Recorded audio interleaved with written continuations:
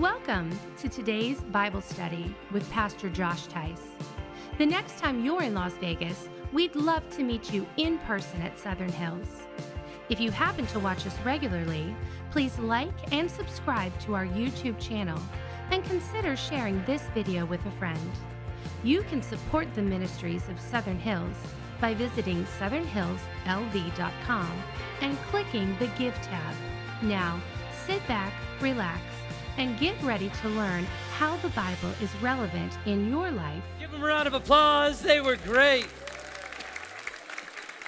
Man, wow. If you're new here, that is a tradition at our church. And we all have weird traditions, don't we?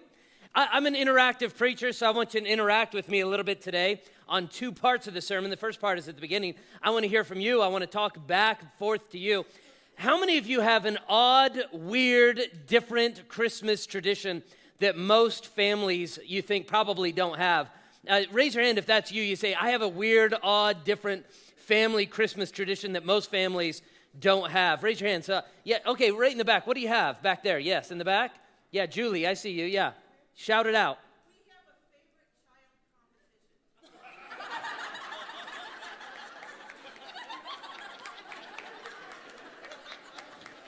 Somebody less offensive. You have a favorite child competition every Christmas? Do you still have that competition? Wow, very good. All right. Those of you who are our friends know that we actually learned that tradition from the Lobbers, and we hold the same tradition for our children. It's traumatizing, but so much fun. It really is. Every year they get to compete to see who is the best. And it's very sad for them, but it's fun for us.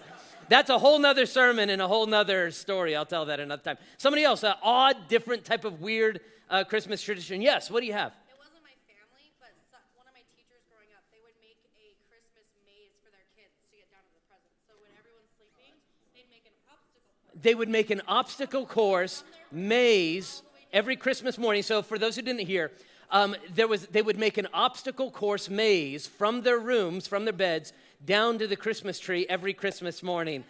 And they could not what? And they could not wake up their parents. Ladies and gentlemen, we could write this in a book and sell it, and we could we'll make tons of Christmas money. This would be great. A lot of weird Christmas traditions people have. My family was odd and strange, and so when Heather married into my family, she had no idea how we had Christmas morning. My dad was a pastor, and he liked to extend the Christmas morning as long as he possibly could by adding all sorts of unnecessary, superfluous things. For example, we would wake up and have a big breakfast, and then we would open our Christmas stockings. And then before we would open the presents, he had all sorts of things we wanted to do. Now, as a kid, I wanted to wake up, go to the presents, and open the presents. But he had all sorts of things he wanted to do ahead of time. For example, when we're ready to sit down, open the presents, it's finally like 9:30, 10 o'clock in the morning, and my father insisted on reading the Christmas story and explaining the entirety from Luke chapter number 2. And how many of you know pastors like to talk a lot, right? And not only that, he didn't just read the Luke chapter 2 passage, he would go to the Matthew passage as well and read Matthew and Luke. And then he would cross-reference to the Old Testament. What is wrong with this guy? He's like, by the way, do you see what Zechariah had to say about? Don't care about Zechariah. Give me my Christmas present. And before he would read the Christmas story, he would also include a time of prayer, but our time of prayer was different. It wasn't just, Lord, bless the day, amen. He would include reading through the Christmas cards on Christmas morning. And as a pastor, you receive a lot of Christmas cards. Now we're in the social media age, so instead of people taking pictures, sending out Christmas cards, people just post it online, and they're like, Merry Christmas from the Smiths, right? Back then, Christmas cards, and he was a pastor, so he got a lot of them. We would have a stack of Christmas cards, no kidding, like this big. And he insisted every Christmas morning, before we opened the presents, we would take each card, open it up, read the entire thing, and then we would pray for the person who sent us the card. You say, oh, yeah, that's nice. Several of you, oh, isn't that sweet? You weren't a 7-year-old boy that needed his toy, you know what I mean? So he'd be reading through these Christmas cards, and then he'd say, who would like to pray for the Joneses? Josh? I would always raise my hand. I'm like, I'll pray. Let me pray. God bless the Joneses, amen. Next. Let's go. Come on, let's go. As I got older, we committed several felonies. We would go to the mailbox, we'd open the Christmas cards, throw them away, you know? Check for Christmas, gift cards, and then pocket them and just... So when Heather got married to me and she entered our Christmas season and our Christmas time, there were a lot of things she didn't know about. Like her family, you woke up, you opened the Christmas stockings first, and then everybody got their pile of Christmas presents and they just started opening, right, at the same time. That is not what we did. Even when we got to the presents, it was one person at a time. One present at a time. And it lasted for hours. And Heather's like, how long is Christmas? I'm like, there's a few things you need to know. There are tips, tricks, hacks to make Christmas actually work. Like, go to the bathroom beforehand, bring cookies with you, right? And just enjoy the holiday. So no matter what Christmas you're celebrating or with whom, there's probably different aspects of that Christmas holiday that you learn. This is how we do Christmas, and these are the tips, tricks, and hacks to get through Christmas in our place. Now, I'm going to share with you today, from a Christian perspective, some tips, tricks, and hacks to have a magical holiday experience. Because in our culture today, we've kind of lost what Christmas is all about in the midst of all the fun. And I love having fun, but in the midst of a lot of that, some of us have lost out on what we would call the true meaning of Christmas and understanding what the holy day or the holiday is all about. So that's what today's sermon is about. And whether or not you're 12 years old or you're 92 years old, today will help you understand really what it means to have a truly magical Christmas by understanding the true holiday. And the way you understand that is to understand that it is a holiday. Some people get nervous when you say happy holidays, right? Say Merry Christmas. Well, what they mean by happy holidays is that it's a holiday. It's a holy day. That's where we get the concept of holy days or holidays, is that all cultures throughout history have had special days that they have set apart for a specific reason. And all holidays are holy days that do the same, honestly, 5 different things. And that's what we're going to talk about today. Every holy day, it really centers around 5 aspects that really make it a special holy day. In fact, the word holy itself literally means sanctified or set apart. It is a special, sanctified, set apart day that our culture puts aside to do 5 things. If you're ready to hear what these 5 things are, give me an amen. All right, what are these 5 things? All holidays do the same thing. They have a time of remembrance, they have a time of rest, they have a time of sacrifice, they have a time of feasting, and they have a time of fellowship. Let's talk about all 5 today from Leviticus chapter number 23, verses 1 and 2.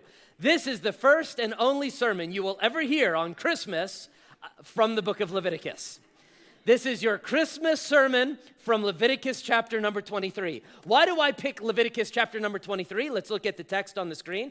Because Leviticus chapter number 23 is the chapter in the Bible where we learn about the 5 holidays of the ancient Jewish community, where we get our Christian faith from the Judeo-Christian line. All the way back to Leviticus chapter 23, we have an introduction to what a holy day is all about. And all 5 of their holy days, they actually celebrate 5 aspects in each of their holy days. And every holy day will have these 5. Look at what Leviticus 23 verses 1 and 2 says. And the Lord spoke to Moses, saying, speak to the children of Israel and say to them, the feasts of the Lord, the feast. The other word for that is festival. The festival or the feast of the Lord, which you shall proclaim, is to be a holy convocation, a holy celebration, a holy day, a holiday. These are my feasts. And the rest of the chapter explains all 5 feasts. Now, for sake of time, today, this morning, I will not outline all 5 of their holy days. We have different holy days today, but we have the same elements of their holy days that we find in our holy days, which we're going to discuss even today. The very first one that you'll see in all of their holy days and all of our holy days, number one, the very first one is to remember. 5 holiday hacks that guarantee truly a happy holy day, a holiday that you can have happiness. Number one, we must remember. I'm going to say number one, you say remember. Number one, remember. Say it again. Number one, remember. Every holy day is set apart to remember. It's true even of the holidays that you celebrate. Memorial Day, Veterans Day, Martin Luther King Jr. Day, the 4th of July. These are days of remembrance. And so is Christmas, a day of remembrance. What are we remembering on the day of Christmas other than, of course, the coming of God to earth in the form of man, the advent of Jesus Christ, the moment that God takes on flesh so that he could live among us, to love us, to reveal his Father and redeem mankind. That's what we celebrate on Christmas. And my question is, will you take time to remember this? Look at what it says in Leviticus chapter 23, verses 42 about remembrance in their holidays.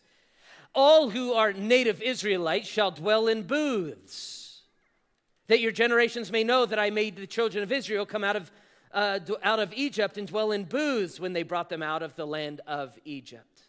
This was talking about the specific memory of the Israelites being freed out of Egypt, free and in the promised land, and for 40 years as they traveled, they lived in tents. And the way they remembered that is by certain rituals that would remind them of how God saved them. All holy days have the same aspect. Remember. Taking time to remember. One of the problems with modern Christmas is that it's so filled up with eggnog and parties and celebrations and presents, is that we don't take time to remember. Can I challenge you?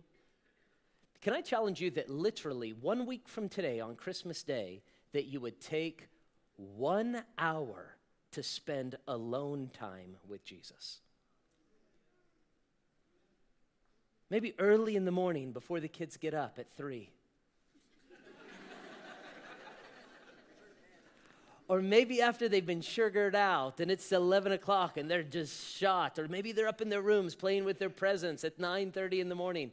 Maybe you can just take that hour and go outside or go to the garage or go to your room or go to your closet and just sit and think about how Jesus Christ came to this world to die for your sins. How that he was buried and he rose from the grave. How that he did not come as a king that would conquer all nations, but he came as a lowly babe in a manger so that he could redeem your soul and sacrifice his life for yours. I ask you the question, when do you have scheduled time to remember Jesus on that morning or on that day? Could it be that you don't only remember personally, what about remembering corporately? Meaning the church together. Not just you in solitude, but you in community with the church. That's why we have the Christmas Eve services. The reason we have 4 Christmas Eve services, 1:30, 3 o'clock, 4:30, and 6 o'clock, is not because I and my team don't have more to do on Christmas Eve. It's because we want you to have an opportunity to remember why Christmas exists. And some of you have family and friends that are coming into town to celebrate with you. And you're thinking to yourself, okay, maybe I can slip away from them and come and remember. No, invite them.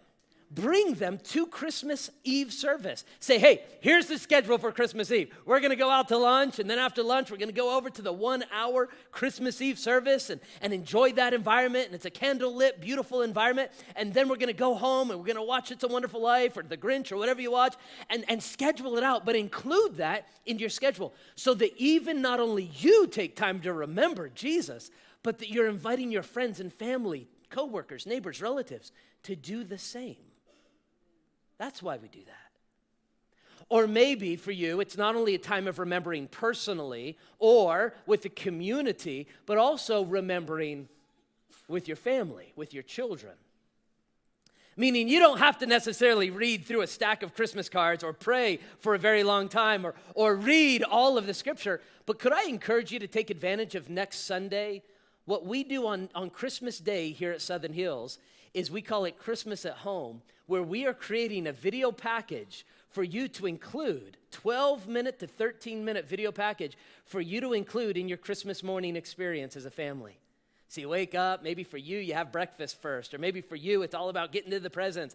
And somewhere along the line you stop and say, hey kids, real quick, we're going to do a special time of the Bible all together.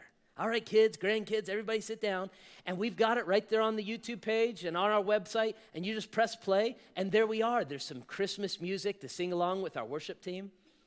And there's Pastor Josh, and he's walking through Luke chapter 2 and Matthew chapter 1. And what does Zephaniah have to say about that? No, I won't do all that. I won't do that. And here's the point. It's to access Christmas by making sure you're including the element that makes the Christmas day special, and that is to remember. When I say number one, you say remember. Number one, remember. Number two, the second hack of a truly holy, happy day, number two, sacrifice. I'm going to say number two, you say sacrifice. Number two, sacrifice. Every single holiday that you see celebrated in the Bible, it's not about what you get, it's about what you give.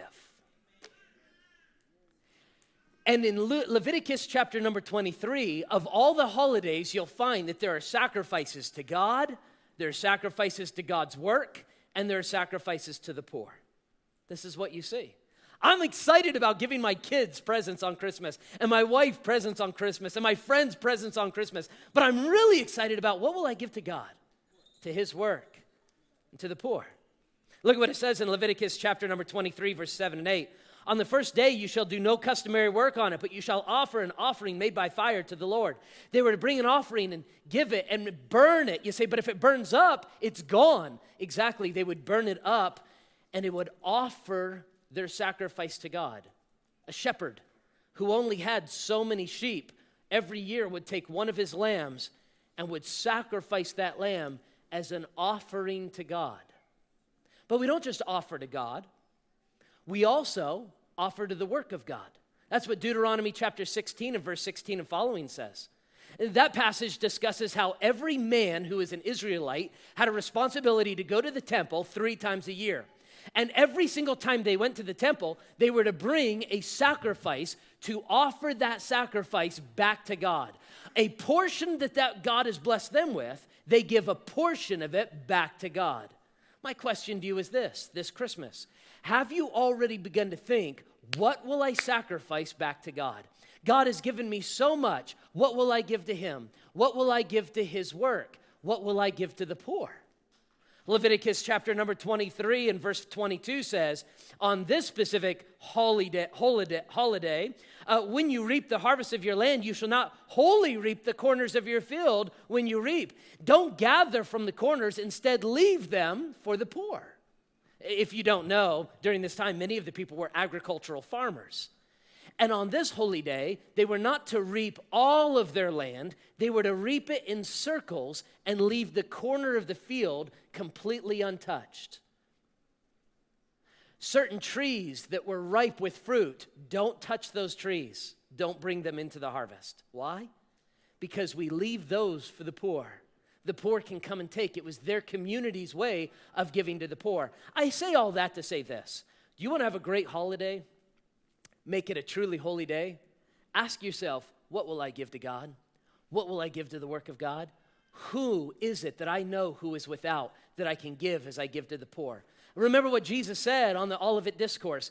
When you've given unto the least of these, my brethren, you've given it unto me. And so one of the things we've learned as it relates to holy days, true holy days can be blessed if we understand that the holy day is about remember. Number 2, sacrifice. Number 3, feast. I'm going to say number 3, you say feast. Number 3. Feast. This is my favorite one, folks. Every holiday includes an understanding of feasting. Look what it says in Leviticus 23, verse 4. These are the feasts of the Lord, holy convocations. This is the blessing from God. This is the feast of God. The holy day is about feasting. I want to know from you, what foods are you excited about that you eat at Christmas time that you don't normally eat? This is part of the interactive part. How many of you have a special meal that you cook, or a special feast, or a special maybe food that you don't typically have, but it's Christmas time, so you get that food? Oh, is this on? Somebody raise your hand and shout it out. What is it? Yes, right over here. What is it? Cinnamon rolls. Cinnamon rolls. Ladies and gentlemen, give this young man a round of applause. He knows how to celebrate Christmas. Do you make them at your house, or does somebody else make them, or do you buy them from somewhere? Sometimes we'll make them, sometimes just get them from Walmart. Yeah, oh man. God bless us everyone. Yes. Very good. Hey, somebody else. Cinnamon rolls over there. Yes, over here. What'd you say? Tamales. Tamales, yeah. Somebody like, oh yeah. Yeah, that's right. In fact, this morning in the 8:30 service, somebody said the same thing. It's a major tradition within many Latin families that they will celebrate with tamales. And you say, Pastor, do you? And the answer is yes, when you bring them to me. Bring me your tamales, and I shall eat them for the Lord. Amen. Somebody else, another special feast that you have, so a special type of food. Yes, right here. Homemade Italian meatballs. Ladies and gentlemen, when I say homemade Italian meatballs, they're supposed to say, ooh. Homemade Italian meatballs. I know. Wow. Sounds good. It sounds good. Now, some of you are like, I'm uncomfortable with all this talk about food. I'm on a diet. You shouldn't be. No, really. You should not be, especially at the Christmas time. And this is really important aspect for a modern American to understand, because as modern Americans, we are overly obsessed with food. We really are. I mean, just obsessed. Some of us are obsessed because we consume too much. It's all we ever think about, and the Bible has a word for it. It's called, it's a sinful word, and it's a word that is a hard word today to hear, but it's true. It's called gluttony. And all throughout the year, we are so overly consumed with food, we feast more than we're supposed to, and we hurt our bodies. But there are others who are so overly consumed with food, all they ever think about is their diet, what I will not eat and what I won't eat and what I will eat. And their mind is constantly calculating all the aspects of food and all of these things, and their mind is so focused. And in one way or another, our society has become overly obsessed with either what I will eat or what I won't eat. Did you know that the Bible actually has an answer for this? The Bible demonstrates a natural rhythm of a life that includes both feasting and fasting. Feasting and fasting. There should be days and weeks in your life that you go without food, not just for your physical health, but for your spiritual health. Fasting is an exercise and a spiritual discipline our world has lost track of. Whether you fast for a meal, or you fast for 18 hours, or you fast for a day or a few days, as you fast, that's a natural rhythm of life. But so is feasting. Can I get an amen? Amen. Which means you should be able to go into a Thanksgiving and not feel, and I do mean this for some of you because you struggle with guilt, should not feel the least bit guilty about just enjoying a feast at Thanksgiving. Not a least bit guilty Christmas season. And by the way, if you'll notice in Leviticus chapter number 23, verse 39, look what it says. Keep the feast of the Lord for 7 days. This particular feast was a feast that lasted 7 days. Hallelujah. On the first day, there shall be a Sabbath rest. That means you get a day off before it begins. And then on the 8th day, a Sabbath day of rest. So you get a day off after to recover. So basically, you get a day off. You eat for 6 solid days. You get a day off to just go, oh. This was a gift from God. Let me explain. When you graciously are showing gratitude to God for all that He's given you, and you feast to God, it is an act of worship to God. It's saying, thank you for all you've given us. Enjoy it without guilt. Feast. And then, January 1st, fast. You didn't realize how biblical American culture has become, right? And so this is the rhythm of the Christian life as it relates to holy days. Holy days are to include sacrifice. Holy days are to include remembering. Holy days are to include feasts. Number 4, holy days are to include, number 4, fellowship. I'm going to say number 4, you say fellowship. Number 4, fellowship. This part is very important.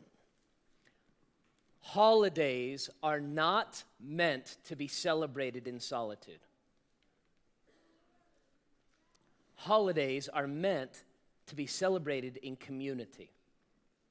There should be moments of solitude, certainly. But you should be with people. Look at what it says in Leviticus 23, verse 36 about these ancient holidays that go back 4,000 years. It says, the 8th day you shall have a holy convocation, this holy day. It is a sacred assembly. Meaning, this holy day is about assembling together with others who are celebrating. It's not a day of solitude, it's a day of assembly. I want to address several different types of friends who are in the room because I pastor lots of different people. And I want to talk specifically about those who are here today who have plenty of community, but you know that there's somebody near you who is lonely and in solitude. And you know maybe the reason they're all alone is because they've pushed people away. Maybe, sure. Or maybe they're alone because they've just gotten so toxic that it's like people just want to keep away from them. I get it. But you also, when I say, who do you know that will be lonely this Christmas season, somebody comes to mind for you. Maybe somebody that you work with. Somebody in your neighborhood, a family member, a friend. You're like, yeah, man, they are going to be this. Can I challenge you to reach out to the lonely and pull them into your Christmas season? The great thing about our Christmas season, it doesn't last for 7 days, it lasts for 7 months, I think. I think that's how long Christmas is. But definitely between today and New Year's Day, there's 14 days during this Christmas season. Could it be possible that during that 14 days, you have a party, you have a dinner, you have a Christmas Eve lunch, and then go to Christmas Eve service, and there's somebody in your mind that may not have anybody that you pull them in and you say, hey, will you go with us? Will you spend time with us? Come and celebrate with our family. Who do you know that doesn't have who they used to have? Maybe it's because of their own pushing people away. Maybe because they've lost people and they're just lonely. Who is that for you? You say, well, how do I reach out to them? Well, I've created a text thread to show you kind of how to deal with that type of person. Let's go ahead and put it up. Here's the first text thread that might help. This one is sent to Tony, somebody named Tony, and it says, hey, man, we're all going to Christmas Eve service and then going out to dinner. You want to join us? Look at Tony's reply. I'm good, thanks, though.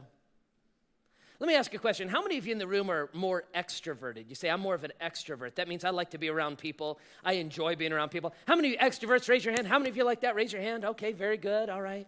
How many of you are here, you say, I'm an introvert. I'm more like inside. I just not out there as much. How many introverts, raise your hand? Some of you so introverted, you won't even raise your hand. Yeah. So this might resonate with you. Say, I'm good, thanks, though. Now, look how aggressive Tony gets because he knows, or look how aggressive this individual gets because he knows his friend Tony is, man, he's just lonely. No worries, let me know if schedule changes. Thumbs up, international sign for it, that's cool, leave me alone now. But look at what he does. The next day, he checks back in, double checking, still see if you're busy on Christmas Eve. This is going to be a lot of fun. Look at Tony's reply. Let me check, and I'll let you know. But he doesn't let him know. He gets ghosted. You ever been ghosted by somebody? Oh, it happens to me all the time. I'm a pastor. I text hundreds of people every single week, some of you. I've got words to say. Hey, let me check, I'll let you know. Notice this. He doesn't give up, Tony's friend. Hey, pal, one last time. If you're really busy, I totally understand. I just wanted to make sure that you are able to celebrate with friends on Christmas Eve. You say, why is he being so aggressive? Here's why. Because every Ebenezer Scrooge needs a nephew Fred.